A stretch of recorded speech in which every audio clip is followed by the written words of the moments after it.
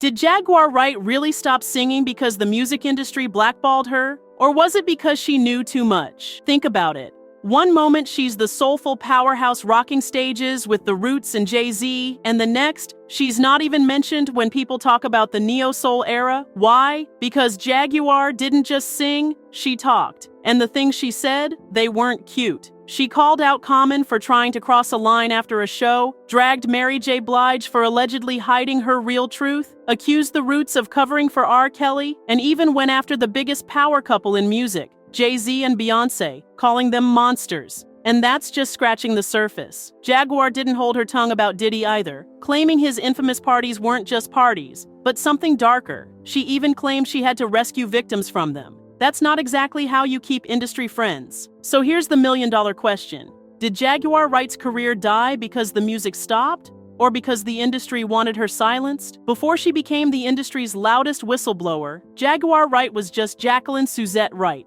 Born in New Jersey in 1977 and raised in Philly from the time she was 12. And trust me, Philly shaped her. That city wasn't just home to cheesesteaks and Rocky, it was a hub for neo-soul, a scene bubbling with the Roots, Jill Scott, Musique Soul Child. And Jaguar found herself right in the middle of it. Her voice? Pure fire, raw, powerful, and impossible to ignore. She didn't just want to sing, she demanded your attention the moment she hit a note. By the late 90s, Jaguar was already performing with the Roots, and if you were tuned into hip-hop at the time, you couldn't miss her feature on Jay-Z's iconic MTV Unplugged performance in 2001. That was the moment she looked destined for superstardom. On paper, Jaguar had everything lined up. Talent, connections, and that perfect, next big thing vibe. But little did she know, the same industry that put her on stage would later try to erase her completely. Jaguar wasn't just a background voice. She was front and center, ready to snatch the spotlight. In 2002, she dropped her debut album, Denials, Delusions, and Decisions, and people were shook. Critics loved the raw honesty, and fans connected with her no-nonsense approach to love, pain, and betrayal. Songs like The What Ifs gave listeners a taste of her unapologetic storytelling. And for a moment, it looked like Jaguar was about to be the next queen of neo-soul. But the industry doesn't play fair. Just when her momentum started rolling, MCA Records, the very label backing her, collapsed. Imagine finally getting your shot, dropping an album, and then your label literally disappears. Most artists would have folded, but not Jaguar. She fought back, dropping her second project, Divorcing Neo to Marry Soul, in 2005. The title alone said it all. She wasn't here for gimmicks or industry fakery. Jaguar was creating on her own terms, and critics couldn't deny the heat. By 2008, she was touring Europe, building a loyal fan base overseas. And even years later, in 2019, she returned with an EP called Lost. It was a reminder that her pen and her pipes were still as sharp as ever. But here's the kicker. As strong as her music was, the drama behind the scenes was even louder. Because while Jaguar was dropping records, she was also dropping names. And that's when the spotlight shifted from her music to her mouth. This is where Jaguar went from being a neo-soul singer to the most feared voice in the industry. Because when Jaguar started talking, she didn't whisper. She unloaded receipts like it was open mic night. First up, Common. Jaguar claimed that after a show, Common tried to slip into her bed and take things way too far. Without her consent, she went public, and Common clapped back saying he was disappointed and hurt by her words. But either way, the damage was done. Suddenly, one of neo-soul's golden boys was caught up in Jaguar's storm. Then she went for Mary J. Blige. Not about her music, but about her private life. Jaguar claimed Mary was hiding her true self, and that the whole industry knew it. Whether true or not, people were shook that Jaguar would even go there. And she didn't stop. She accused the Roots, the very crew who put her on, of knowing about R. Kelly's predatory behavior and turning a blind eye. That one cut deep because it wasn't just gossip, it was about accountability. But the biggest bombs? Diddy, Jay-Z, and Beyoncé. Jaguar claimed Diddy's infamous white parties were way darker than people realized, saying she'd been called in to rescue victims from those nights. And when it came to Jay-Z and Beyoncé, she flat out called them monsters, accusing them of leaving a trail of broken lives behind the power couple image. She even told Piers Morgan that they had hundreds of victims, and the interview was so explosive, the network edited out her comments.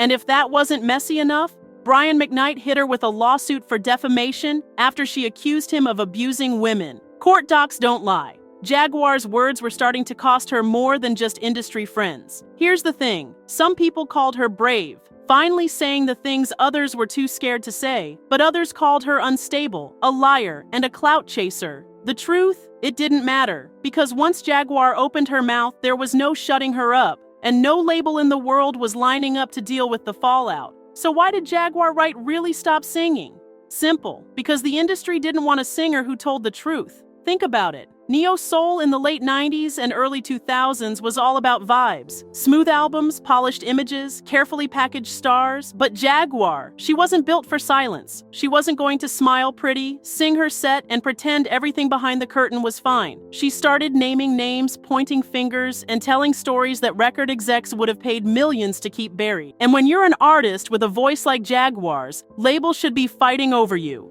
Instead, she got dropped, shelved, and shoved out. MCA Records literally folded right after her debut. Her second album got barely any push, and by the time she came back with Lost in 2019, the spotlight had already been stolen by a new generation. Jaguar didn't walk away because she lost her talent. She walked away because the machine made sure her talent had no stage. Her music career didn't collapse from lack of songs. It collapsed because she wouldn't play the industry's favorite game, silence. And here's the twist. The very thing that ended her singing career is what kept her relevant. She became the insider who spilled the tea no one else would. She didn't just stop singing, she switched her mic from the stage to the internet, and suddenly her voice was louder than ever.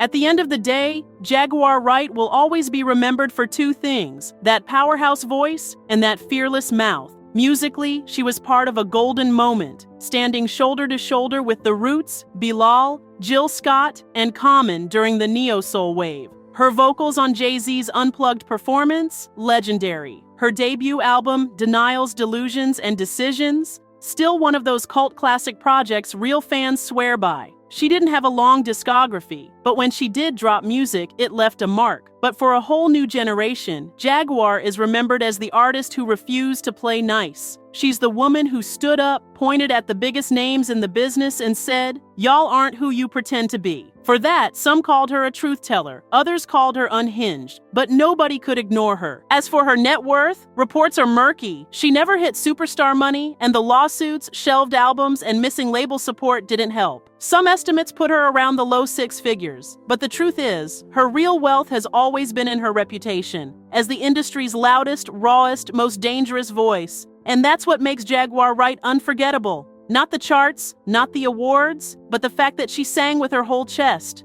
and then told the world the secrets nobody else would. So where is Jaguar Wright today? Well, she's not exactly on stage belting out ballads, but she's still performing, just on a different platform. Her mic these days is social media, and her audience, millions of people who tune in for her live streams, rants, and bombshell confessions. She hasn't released a full studio album since her Lost EP in 2019, but don't think she disappeared. Jaguar reinvented herself as the industry's loudest commentator. Part whistleblower, part storyteller, part chaos agent. One day she's exposing Diddy's infamous parties, the next she's dragging Jay-Z and Beyoncé, and the day after that, she's in headlines again because another celebrity is threatening to sue. And speaking of lawsuits, as of 2025, she's still tied up in legal battles, including one with Brian McKnight over defamation. Instead of tour buses and recording sessions, it's court dates and live streams. Not exactly the glamorous R&B comeback fans once hoped for.